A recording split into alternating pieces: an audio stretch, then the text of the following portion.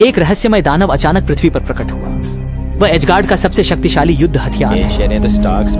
नहीं पता, ये मुझे कुछ भी बता। शंदुनजू की रोकथाम का सामना करते हुए विनाशक केवल एक पल के लिए चुप रहा। ये लो। और फिर सीधे आक्रमण कर दिया।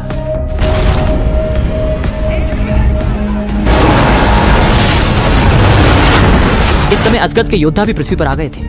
उन्होंने तेजी से थॉर को ढूंढ लिया। थॉर को उन्होंने बताया कि असल में ओडिन सिर्फ नींद में थे और लोकी हमेशा खुद को धोखा दे रहे थे। इसी समय उन्होंने भी दूर से आ रही बड़ी आवाज को महसूस किया। तो थॉर जानता था कि यह निश्चित रूप से लोकी द्वारा भेजा गया हत्यारा है।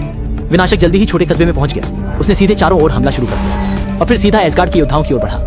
दाढ़ी वाला सबसे पहले हमला करने निकला, लेकिन विनाशक ने एक घूंसे में ही उसे आसानी से दूर उड़ा दिया। जब विनाशक और पास आ रहा था, सिर्फ ने पीछे से सीधा हमला किया और केवल एक भाले से विनाशक को भेद दिया। लेकिन असगॉड का सबसे शक्तिशाली हथियार होने के नाते विनाशक के पूरे शरीर में कोई भी कमजोर स्थान नहीं था और उसके शरीर के हिस्से तेजी से बदल सकते थे। वह चतुराई से मुड़ा और फिर से हमला किया।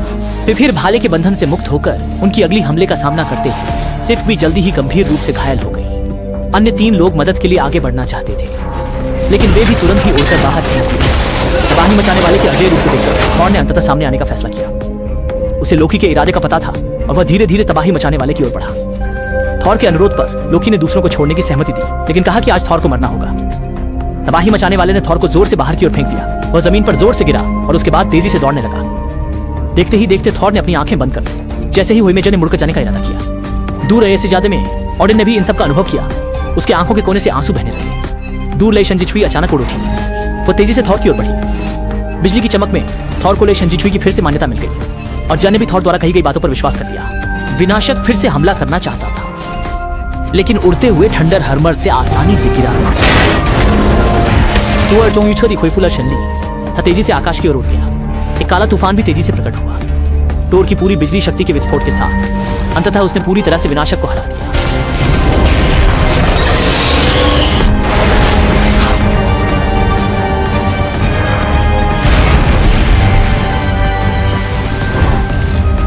और असगढ़ में अपनी योजना को विफल होते देख लोकी ने एक बार फिर से संरक्षक को खोज निकाला। उसने स्वीकार किया कि बर्फ दानव को उसने ही अंदर आने दिया था। जैसे ही संरक्षक हमला करने वाला था, लोकी पहले से तैयार था। उसने सीधे तौर पर शीत पेटी निकाल ली। शक्तिशाली ताकत ने तुरंत ही संरक्षक को बर्फ से ढक दिया और फिर लोकी ने दानवों को फिर से असगढ़ में प्रवेश करने दिया। इस समय थॉर भी स्थानांतर मंच पर पहुंच गया, लेकिन इंद्रधनुष पुल चालू नहीं था। और जैसे ही थॉर ने पुकारा, रक्षक अंततः सील से मुक्त हो गया। उसने तेजी से पहरेदार विशालकाय को मार दिया और अंततः बेहोश होने से पहले इंद्रधनुष पुल खोल दिया। थॉर ने यह देखा और तुरंत जन से विदा ली। लाओ他们成功的回到了神族，这时候羽毛已经来到了奥运题目，他轻松就拿到了神后，就在他准备杀遭敌的时候，洛基的手从身后发动了突击，没有丝毫，फिर साला प्रो के दाव फॉर इस समय दाना जाऊं इनके लक्ष्य मौजूद था। उसे आसान चले को हरा दिया और जो ऑनिंग वार्निंग तैयार करा था, फिर लोग पीछे चंखा मार दिया। बिना कोई बिना हिचकिचाहट के उसने सीधे अपने सगे पिता को मार डाला। इस समय थॉर भी वहां पहुंच गया और उसने तुरंत ही लोकी की साजिश का पर्दाफाश किया। जब अपनी योजना का खुलासा हुआ देखा, लोकी ने अनंत भाला का उपयोग करके थॉर को सीधे उड़ा दिया। फिर तेजी से इंद्रधनुष द्वार की ओर दौड़ पड़ा। वह इंद्रधनुष पुल की प्रचंड शक्ति का उपयोग करके जाइटनहैम दानवों के साम्राज्य को पूरी तरह से नष्ट करना चाहता है। वह ऑडिन को साबित करना चाहता है कि वही सिंहासन का सबसे उपयुक्त उत्तराधिकारी है। लोकी की पागल योजना को रोकने के लिए दोनों भाइयों ने अंततः लड़ाई शुरू की, लेकिन लोकी किसी भी तरह से मुकाबला करने में सक्षम नहीं था और उसे जल्दी ही बाहर फेंक दिया गया।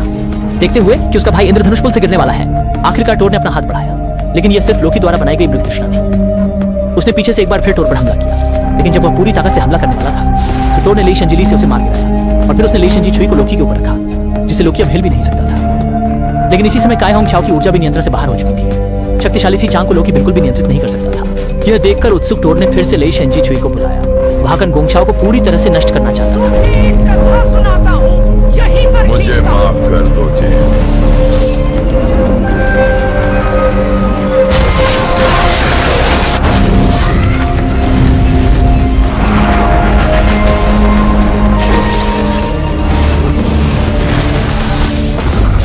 भीषण विस्फोट के बाद रेनबो ब्रिज को अंततः पूरी तरह से बंद कर दिया गया।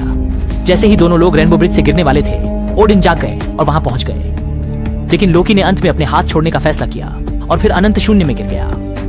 आसगार्ड आखिरकार फिर से शांति में आ गया, लेकिन थोर ने न केवल अपने भाई को खो दिया, बल्कि वह अब कभी अपनी प्रिय को नहीं देख पाएगा। फिल्म के अंत में थोर फिर से रेनबो ब्रिज पर आया, जहां रक्षक अब भी खड़ा था। तो हमारे लिए क्या खो गया है? नहीं, हमेशा आशा होती है। वह कैसी है? वह तुम्हें ढूंढ रही है।